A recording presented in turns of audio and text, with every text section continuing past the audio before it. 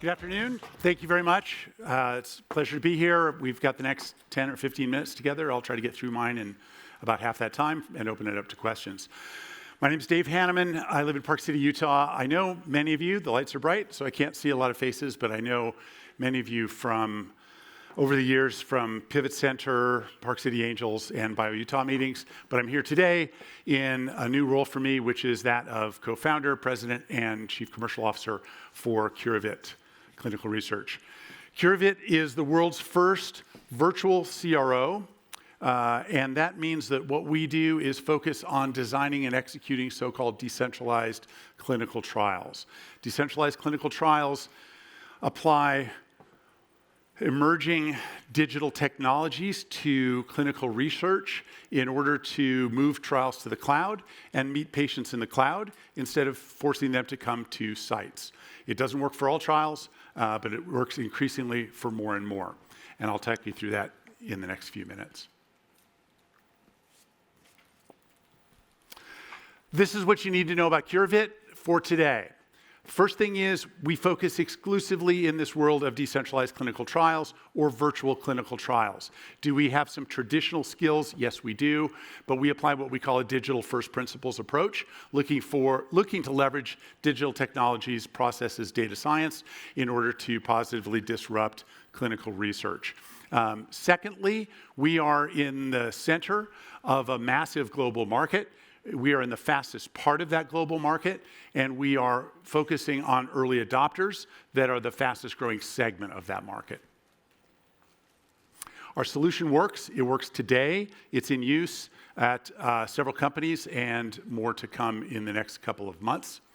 We've got an experienced team. So we've got an experienced leadership group, we've got revenue, we've got customers, and we've got a growing pipeline. And last but not least, we are poised to break even in Q4 of this year and looking at a Series A round this summer to take advantage of what we think is a very unique opportunity and some pretty solid traction to date. We've done this before. My co-founder, Joel Morse, and I started a company called C3I. C3I was similar in many respects. It was a technology-enabled services company. We were focused in the life sciences space. About 50% of our revenue was on the clinical research side. Our customers included 17 of the top 20 global pharma companies, the world's largest CRO, and the leading tech vendors. But we were a white label supplier in most cases to most of those companies. We saw this industry in its nascent form in kind of the early teens. But when we bootstrapped C3I initially, we globalized it over a number of years. We grew it to $100 million, and we sold it to Merck in 2014. We both stuck around for a couple of years, integrated it with another company, grew it some more, and then I left. I retired, and I was already in Park City, so that was an easy move to retire. And now I've come back in order to start this with Joel. We were joined by Dr. Pam Diamond. Pam left a 30-year clinical practice at Harvard Medical School and Mass Eye and Ear to join us as our chief medical officer, and she's based back in Boston. Curavit provides a full range of traditional CRO services, but we do it in this digital space. So everything from study startup to lock and so forth, we do the things that a traditional contract research organization does, but we do them from digital first principles. Again, looking to leverage these technologies in order to get greater efficiencies, recruit patients that have never been recruited before, have better, stickier trials in terms of patient engagement, and also to make it a better patient experience to access those never before found patients. One thing about it is we integrate in a plug and play manner in the sense that we can provide all these services or we can integrate with our sponsors' clinical ops teams. I'll talk more in a minute about who our targets are and who we're working with today, but suffice it to say, in some cases, it's a one-person band in clinical operations. In other cases, they've got segments of expertise in this area, but rarely do they have it all. So we integrate and provide the services that are needed from study startup through lock. And we do it all from our platform. Our IP is our expertise, our processes enabled through our proprietary platform. Our proprietary platform lives in the cloud. It serves as a virtual central site to run clinical trials. We configure this platform for every trial and every customer, but it is, as a platform, always there, always audit ready. It's validated and HIPAA compliant. We are not a software company, so we're not selling or licensing our platform. It's how we design and execute our trials. It also is plug and play.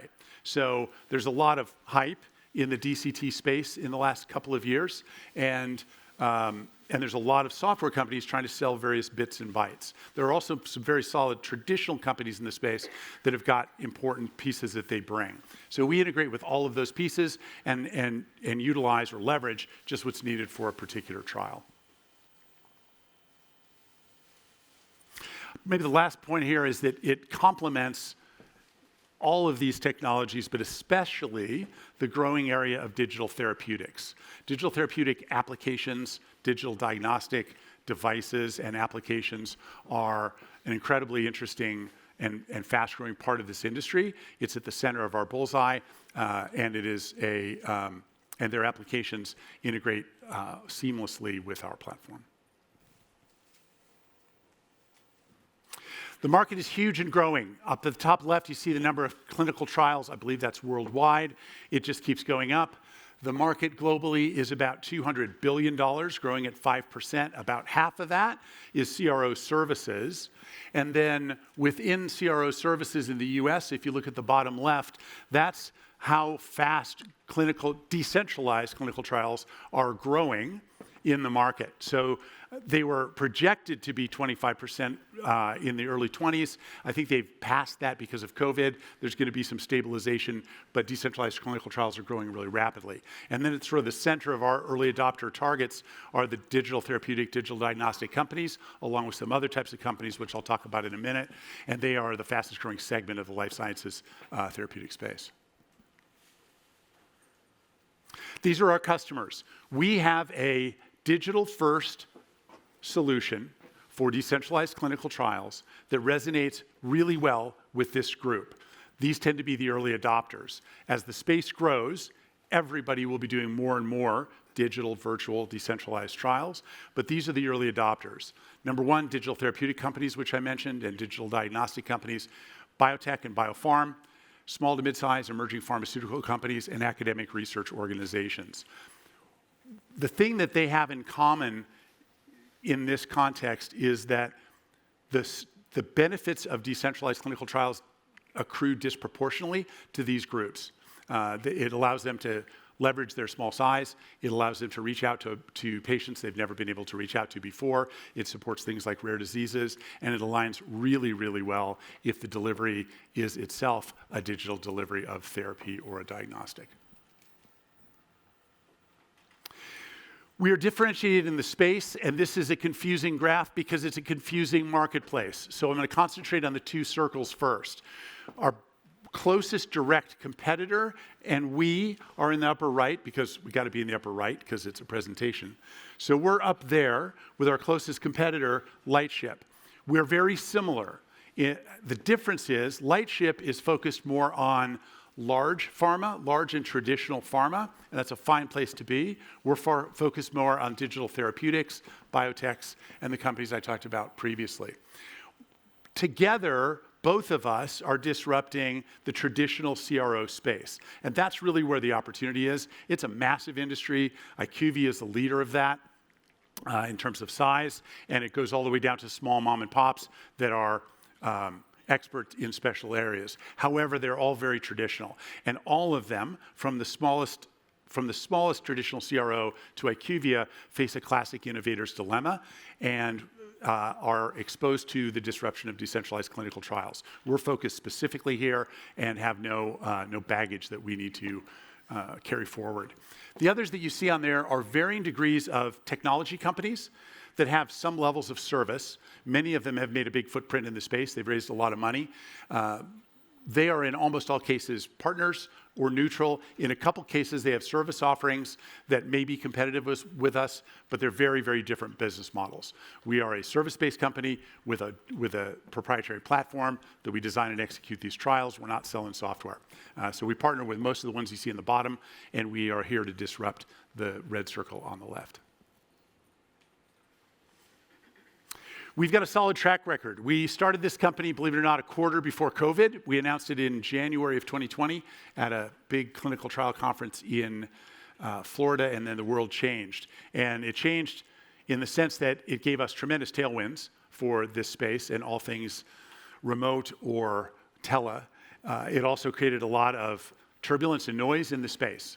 And so what we did is we spent 2020 doubling down. It was the initial team. We were founder funded in 2020, and we got our first 2 customers that year. We went out and raised a seed round with individual investors in 21. So we spent 21 funding the company with our initial seed round. They are all to a person individuals, and about 80% of them are in the industry, and in many cases, partners and colleagues that we'd worked with previously in our previous company. We used that in 2021 to win a few more deals, build out our sales and marketing teams, build out our operational teams, and establish ourselves in the space and begin to establish our brand. And in 2022, we're already winning new business. You'll see a couple there, the ones on the right, Lark and Curio, both of those are digital therapeutic companies. That's kind of at the bullseye of our space. If you look at our client base here, it's about 20% academic research, it's about 40% biotech, biopharm, and it's about 40% digital therapeutics. So it matches very nicely with the targets that I gave you a minute before. So 2022 is really all about scaling, building out the team, and taking advantage of this unique opportunity and this confluence of not just a big market opportunity around decentralized clinical trials, but the growth of these early adopter companies personified really by the digital therapeutic market.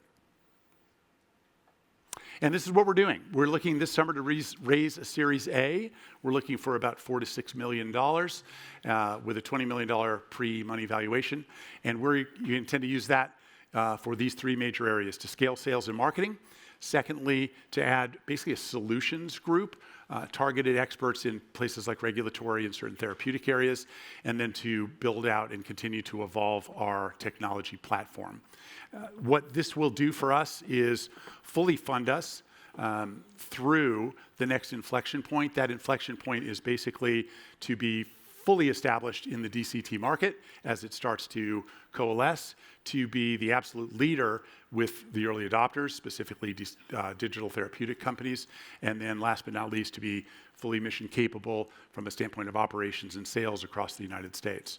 And then subsequent to that, we'll look at the next step, which will probably involve a global approach that was similar to what we did in our previous company.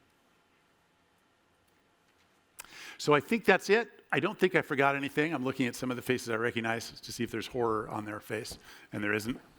So I'll open it up to questions. I can't tell the clock, so I've got a few minutes, I think, for questions. A couple minutes. Dave. Sir. Is this on? There we go. Thank you. Great presentation. Thank you. Okay, so market is about 200 billion, growth of 5%, I think is what you shared.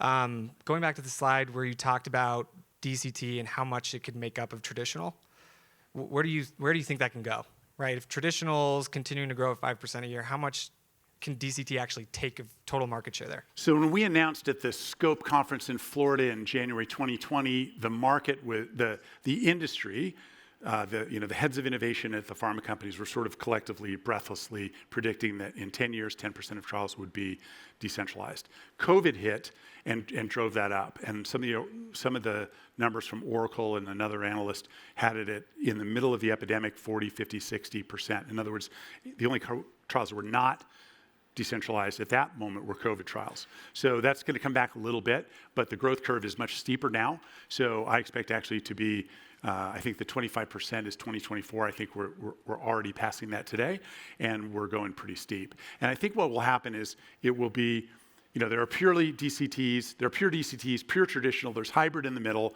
which is something we can talk about offline, and then there's early adopters. And so we're focused on the early adopters on this side of the graph, and then the rest of the graph's going to be coming through as well.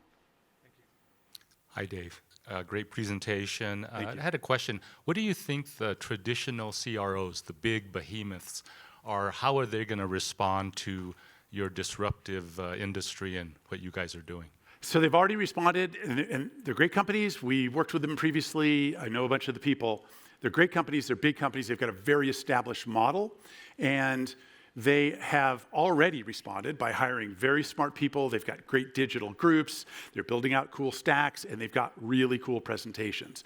The innovator's dilemma problem for them is the vast majority of their revenue is in traditional trials. Traditional trials are big footprints, lots of travel. You're sending people on airplanes. You've got all sorts of experts. So fundamentally, the faster they go to decentralized clinical trials, the faster they cannibalize their revenue. So they're good, they're capable, and they're building these groups. And I think they'll be a force to reckon with in future as all the big pharmas all start to adopt these technologies. And the follow-on question, how do you see big pharma adopting this? You've got your direct competitor that's focused on that segment.